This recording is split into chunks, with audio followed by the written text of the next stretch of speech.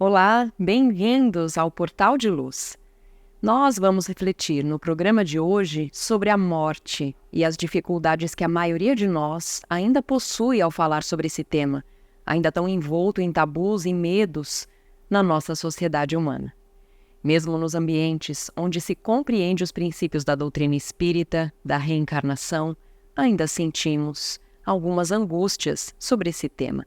Como falarmos de maneira mais leve e transparente sobre um assunto tão necessário?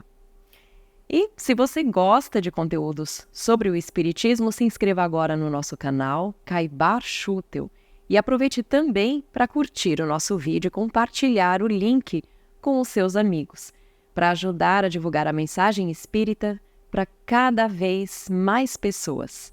E nós vamos começar convidando todos vocês para ouvirmos juntos a mensagem psicografada por Chico Xavier.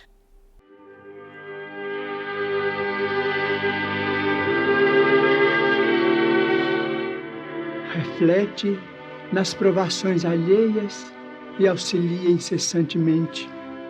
Louvado para sempre o trabalho honesto, com que te dispões a minorar as dificuldades dos semelhantes, ensinando-lhes a encontrar a felicidade através do esforço digno. Bendita a moeda que deixas escorregar nas mãos fatigadas, que se constrangem a implorar o socorro público. Inesquecível a operação da beneficência com a qual te desfazes de recursos diversos para que não haja penúria na vizinhança. Abençoado o dia de serviço gratuito que prestas no amparo aos companheiros menos felizes. Enaltecido o devotamento que empregas na instrução aos viajores do mundo que ainda se debatem nos labirintos da ignorância. Glorificado o conselho fraterno com que te decides a mostrar o melhor caminho. Santo o remédio com que alivias a dor. Inolvidáveis todos os investimentos que realizes no Instituto Universal da Providência Divina, quando entregas a benefício dos outros o concurso financeiro, a página educativa, a peça de roupa, o litro de leite, o cobertor agasalhante, o momento de consolo, o gesto de solidariedade, o prato de pão. Não se pode esquecer que Jesus consignou, por crédito sublime da alma, no reino de Deus, o simples copo de água que se dê no mundo em seu nome. Entretanto, 1000 vezes bem-aventurada seja cada hora de tua paciência diante daqueles que não te compreendam ou te esqueçam, te firam ou te achincalhem, porque a paciência, invariavelmente feita de bondade e silêncio, abnegação e esquecimento do mal, é donativo essencialmente da alma, bênção da fonte divina do amor, que jorra das nascentes do sacrifício, seja formada no suor da humildade ou no pranto oculto do coração. Hoje nós vamos refletir sobre a morte e o medo que muitos de nós ainda têm de perder a própria vida ou a vida daqueles que amamos, mesmo acreditando e estudando uma doutrina que nos fala que a vida continua. De onde vem esse apego à vida material?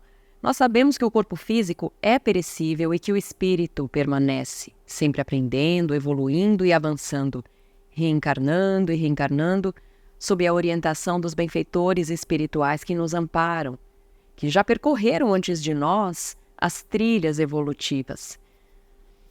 Mesmo nós, que acreditamos na vida após a morte, nós temos as nossas angústias e incertezas a respeito desse assunto. E, portanto, essa reflexão é da maior importância e deve ser feita independente do momento em que nós estejamos vivendo agora, porque nós teremos sempre esse tema presente em nossa caminhada. Morte é um tema envolto em mistérios, em medos, em ansiedades para boa parte dos encarnados na Terra.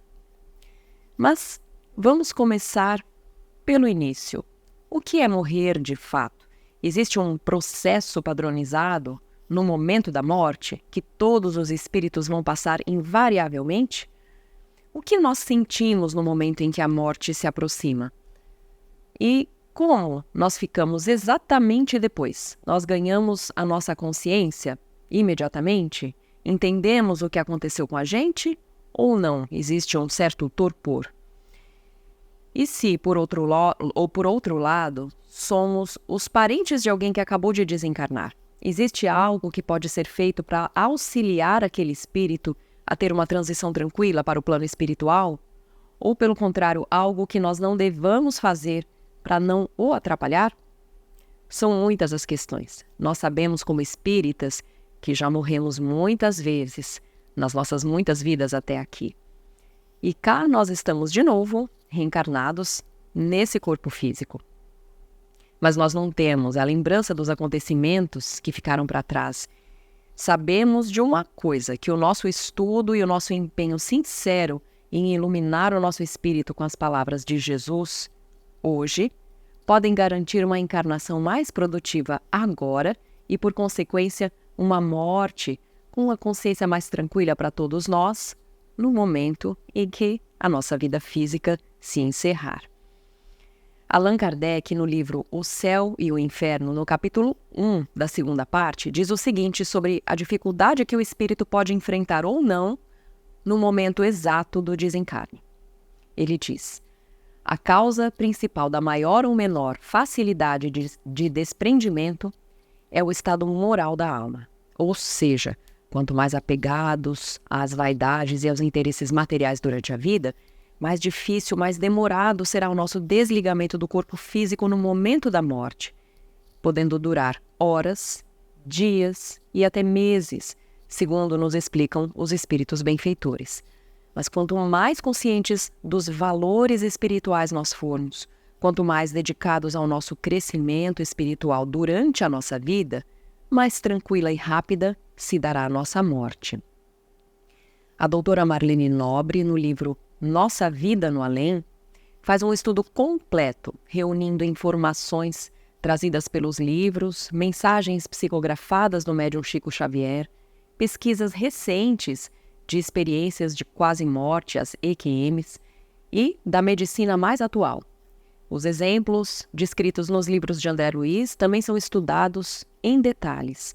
O resultado é que esse livro da doutora Marlene Nobre possui informações importantíssimas para qualquer pessoa que queira, entendendo melhor a morte, consiga conquistar agora uma vida mais produtiva espiritualmente.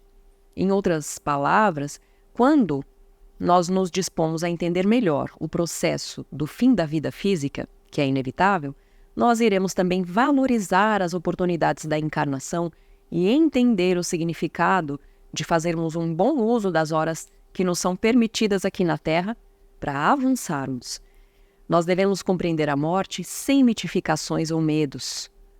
Morrer em paz e fazer uma transição mais tranquila para o plano espiritual será mérito nosso, do nosso empenho em evoluirmos moralmente. E estudar esse tema é importante porque pode nos abrir os olhos ainda em tempo de revermos os nossos valores e atitudes aqui enquanto estamos encarnados. Esse livro da doutora Marlene Nobre cita, como dissemos, muitas fontes da literatura espírita, mas também traz estudos e pesquisas não espíritas. E entre eles se destaca o trabalho da psiquiatra suíça naturalizada americana, Elizabeth Kübler-Ross, que faleceu em 2004, aos 78 anos, e ficou conhecida pelo seu olhar muito amoroso e compassivo diante dos pacientes terminais que estavam num processo muito adiantado já de morte. Ela estudou a fundo a questão e contribuiu para trazer luz a esse momento de angústia. A doutora Elizabeth foi pioneira em estudos sobre a proximidade da morte em pacientes terminais. Foi uma autoridade no assunto. E um dos seus livros mais conhecidos, Sobre a Morte e o Morrer, que foi publicado em 1969, que ela elaborou um estudo que define as 5 fases do morrer. Nós, inclusive, já mostramos esse estudo aqui no Portal de Luz há algum tempo atrás. O método de pesquisa dela foi baseado em entrevistas com os próprios pacientes terminais e também com as suas famílias, sempre respeitando os limites emocionais de todos os envolvidos. Esses 5 estágios, segundo a doutora Elizabeth, não ocorreriam necessariamente na ordem específica que ela explica. Nós passamos por esses estágios antes de alcançar uma aceitação da morte, mas cada indivíduo tem a sua própria trajetória, a sua forma de compreender, assim como também nós vemos nas explicações da doutrina espírita. Cada um consegue avançar de acordo com o que já conhece. E ela própria deixou claro, observando os pacientes, o quanto a fé religiosa e a crença na reencarnação faziam toda a diferença nesses momentos finais. Bom, essas 5 fases poderiam ser observadas, segundo ela, tanto no próprio paciente terminal, quando percebe que a morte está ficando próxima, como nas pessoas que iriam sofrer a perda, os familiares. E são então as seguintes. Inicialmente, é muito comum a fase da negação. E ela acontece porque, diante do choque daquela notícia que o paciente vai morrer, há uma resistência em aceitar o fato. E a negação pode durar muito tempo ou não, dependendo dos valores e das crenças de cada um. Raiva é um possível segundo estágio, quando a pessoa que sofre reconhece que não é mais possível negar o fato. É inevitável. Então pode haver um sentimento de revolta. A pessoa se pergunta, por que eu? Também vai depender da evolução moral de cada um, nutrir esse sentimento de raiva por mais ou menos tempo. O terceiro estágio é a barganha.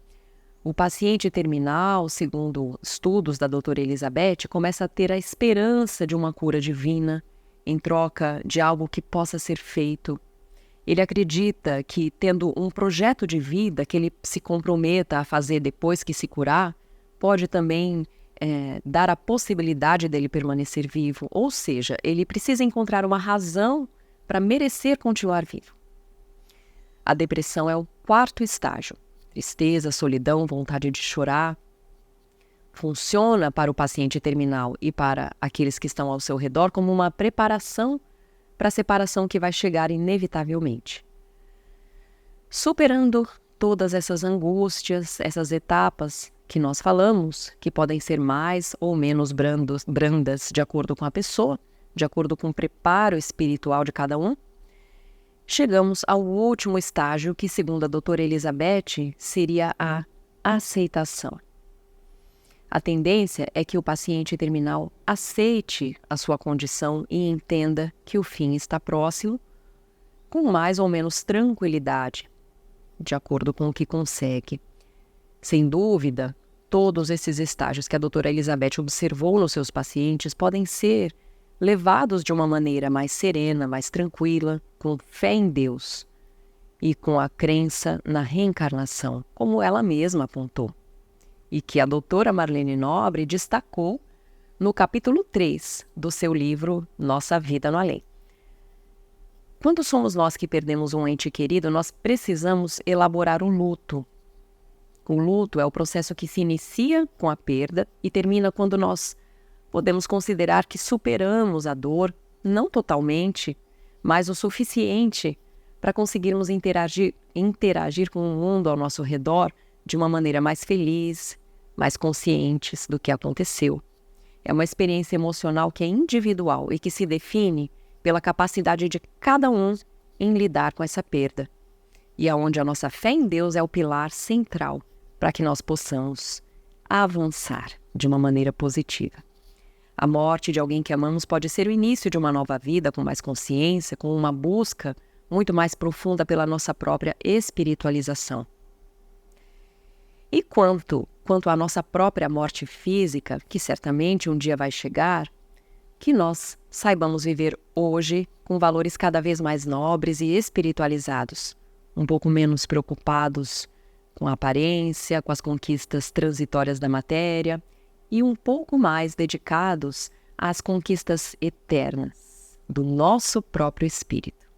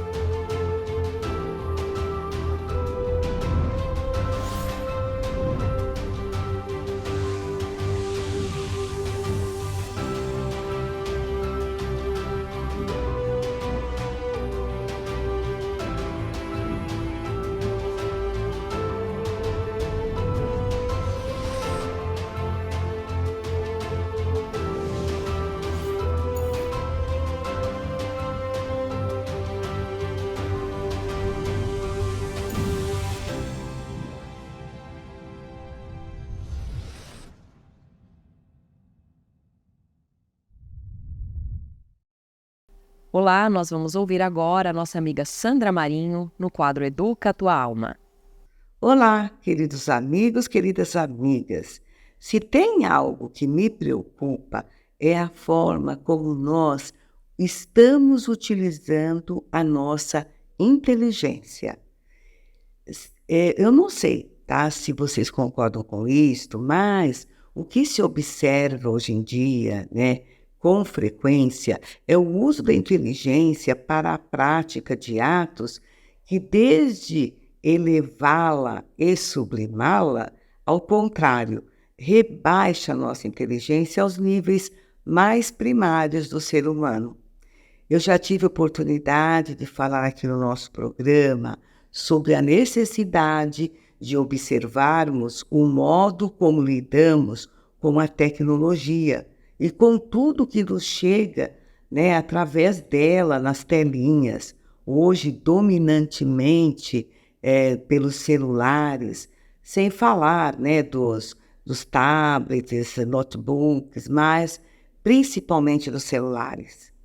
Este tema tem merecido considerações importantes de especialistas, psicólogos, psiquiatras, sociólogos, educadores, médicos, enfim.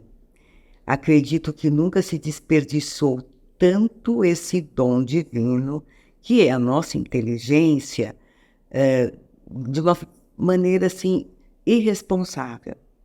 De modo geral, nós estamos deixando de ser criativos porque perdemos um tempo enorme em frente das telas, sem dar chance às nossas expressões criativas. O que temos produzido de bom realmente, né, que tem feito a diferença para a vida das pessoas, tem ajudado com certeza, né, para que nós tenhamos um mundo de justiça e igualdade. Mas será que nós estamos realmente, né, produzindo, né, atos, atitudes, né, aproveitando a oportunidade com tudo que nos chega das telas? Nós estamos realmente contribuindo para um mundo melhor? Sim, não há dúvida que alcançamos, de fato, uma infinidade de bens que garante o nosso conforto, a nossa saúde, pelo bom uso da inteligência. Mas, por outro lado, quantos estão distantes de se beneficiarem deste conforto? Temos a medicina moderna, né, com toda a gama de recursos, que tem trazido à cura tantas doenças, mas quantos ainda padecem no solo desse planeta, carentes de tratamentos básicos, como, por exemplo, epidemias diversas, a desnutrição infantil. Está faltando inteligência para encontrar a solução de tantos males que assolam tantos lugares, tantos países, e, enfim, no planeta como um todo. Na verdade, nós às vezes temos os resultados da inteligência, mas a nossa inteligência tem chegado a ajudar, a contribuir com o todo, como nós falamos? No livro Alvorada Nova, do espírito Nélio Lúcio, psicografado por Chico Xavier, tem uma lição super oportuna para exemplificar o que nós estamos falando. Conta-se, né, que em tempos muito distantes existiu um rei poderoso e bom, muito admirado pela sua sabedoria. Certa vez, ele foi convidado para um grande evento solene para assistir a um invento construído por um dos seus súditos, cuja cabeça era um prodígio em matemática. Chegado o rei ao recinto, todo preparado para a elegante festa, né, o súdito mostrou o seu invento todo orgulhoso. Tratava-se de um tabuleiro largo, forrado de veludo negro, cercado por pequenas cavidades. Sobre ele, uma coleção de bolas rolava em direção dos buracos da mesa, quando tocadas por longos cabos de marfim. Era um engenho esplêndido, havia toda a lógica em que os jogadores se entretinham para conseguirem deslizar o maior número de bolas nas cavidades. A festa chiquérrima, os jogadores se revezavam em disputas que eram assistidas com interesse por diversos presentes que comiam e bebiam do melhor, servido em cristal e porcelana. O próprio rei seguiu a alegria geral, né? Mostrando grande satisfação, serviu-se do almoço e aplaudia, contente, quando este ou aquele participante do jogo ganhava. Ao final da festa, quando todos já se preparavam para as despedidas, o rei se posicionou em um local de evidência no grande salão e tomou da palavra. Todos se calaram na expectativa da avaliação do soberano a respeito do incrível evento. Começou dizendo: genial matemático, a minha autoridade determina que te premie com 100 peças de ouro, né, que lhe serão entregues ainda hoje, em homenagem à sua paciência e habilidade principalmente pelo fato, né, da sua máquina trazer benefício a tantos homens e mulheres que possivelmente, enquanto jogarem as suas bolas, se desviarão do crime provável.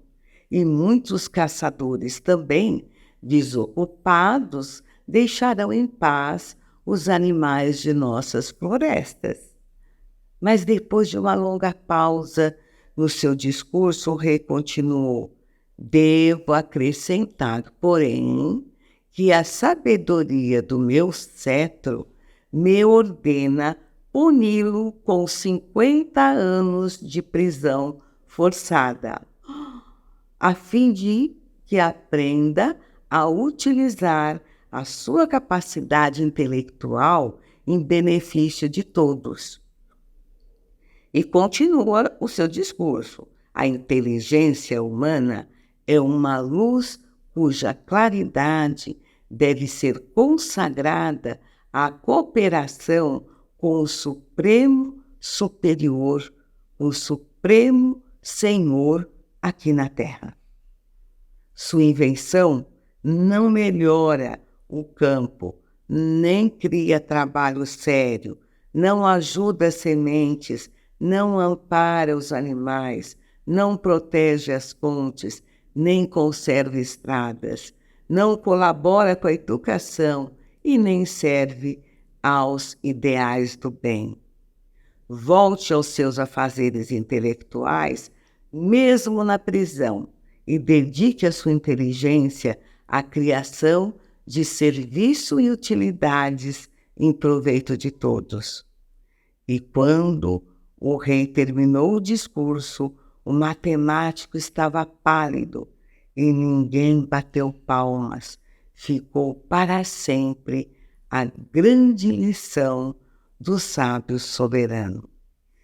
Ninguém deve desprezar, menosprezar os tesouros da inteligência e do tempo aqui sobre a Terra.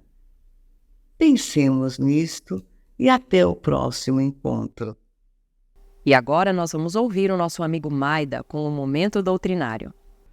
Olá, amigas e amigos, é muito bom estarmos novamente juntos em mais um Momento Doutrinário.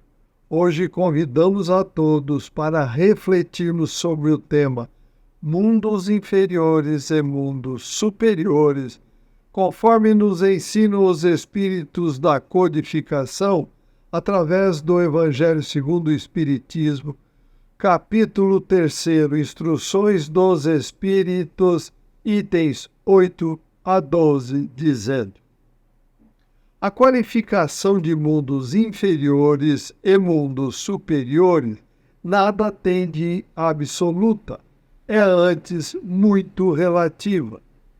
Tal mundo é inferior ou superior com referência àqueles que lhe estão acima ou abaixo na escala progressiva.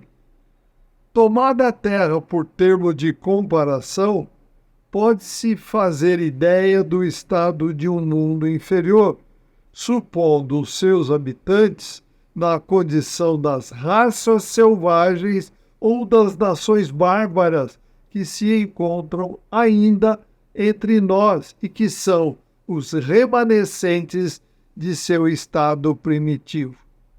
Nos mundos mais atrasados, os seres que o habitam são, de certo modo, rudimentares. Revestem a forma humana, mas sem nenhuma beleza. Seus instintos não têm a abrandá-los qualquer sentimento de delicadeza ou de benevolência, nem as noções do justo e do injusto. A força é bruta, entre eles a única lei. Carentes de indústrias e de invenções, passam a vida na conquista de alimentos. Deus, entretanto, a nenhuma de suas criaturas abandona. No fundo das trevas da inteligência, jaz latente a vaga intuição, mais ou menos desenvolvida, de um ente supremo. Esse instinto basta para torná-los superiores uns aos outros e para lhes preparar a ascensão a uma vida mais completa, pois eles não são seres degradados, mas crianças que estão a crescer. Entre os degraus inferiores e os mais elevados, inúmeros outros há, e difícil é reconhecer-se nos espíritos puros, desmaterializados e resplandecentes de glória aqueles que foram esses seres primitivos, do mesmo modo que no homem adulto se custa a reconhecer o embrião. Nos mundos que chegaram a um grau superior, as condições da vida moral e material são muitíssimo diversas das da vida na Terra. Como por toda parte, a forma corpórea aí é sempre a humana, mas embelezada, aperfeiçoada e, sobretudo, purificada. O corpo nada tem de materialidade terrestre e não está, conseguintemente, sujeito às necessidades, nem às doenças ou deteriorações que a predominância da matéria provoca. Os sentidos são aptos a percepções, as quais, neste mundo, a grosseria da matéria abafa. A leveza específica do corpo permite locomoção rápida e fácil, em vez de se arrastar penosamente pelo solo, desliza, a bem dizer, pela superfície ou plana na atmosfera, sem qualquer outro esforço que o da vontade, conforme se representam os anjos ou como os antigos imaginavam as almas nos campos elíseos. Os homens conservam à vontade os traços de suas passadas migrações e se mostram a seus amigos tais quais estes os conheceram, porém, irradiando uma luz divina, transfigurados pelas impressões interiores, porém, sempre elevadas. Em lugar de semblantes pálidos, abatidos pelos sofrimentos e pelas paixões, a inteligência e a vida cintilam com o brilho que os pintores traduziram através da auréola dos santos. A pouca resistência que a matéria oferece aos espíritos, já muito adiantados, torna rápido o desenvolvimento dos corpos e curta ou quase nula a infância. A vida, isenta de angústias e preocupações, é proporcionalmente muito mais longa do que na Terra. Em princípio, a longevidade guarda proporção com o grau de adiantamento dos mundos. A morte aí, de modo algum, acarreta os horrores da decomposição. Longe de causar pavor, é considerada uma transformação feliz, porque a dúvida do amanhã lá não existe. E os espíritos da codificação concluem: durante a vida, a alma encerrada em uma matéria compacta irradia e usufrui uma lucidez que a coloca em um estado quase permanente de emancipação e lhe permite a livre transmissão do pensamento. Boas reflexões. Amigas e amigos, do próximo momento doutrinário, concluiremos estes ensinamentos, porém, cumpre-nos ressaltar que os espíritos da codificação espírita deixaram-nos esclarecimentos preciosos sobre o universo e toda a sua composição, os quais mostram que tudo é infinito, tem começo, mas não tem fim, salvo a vida material aqui nos mundos inferiores, que nada mais são que experiências fundamentais para que um dia possamos estar no entendimento infinito de Deus. Agradecemos pela companhia e convidamos a todos para que continuem a acompanhar o Portal de Luz e que compartilhem esses nossos estudos nas redes sociais. Desejamos muita saúde, paz, equilíbrio e amor do coração. Até o próximo encontro. Fiquem com Deus. Um forte abraço a todos. Estamos encerrando por aqui. E se você gostou do nosso programa, curta esse vídeo, deixe os seus comentários aqui embaixo e compartilhe com seus amigos. Muito obrigada e até a próxima.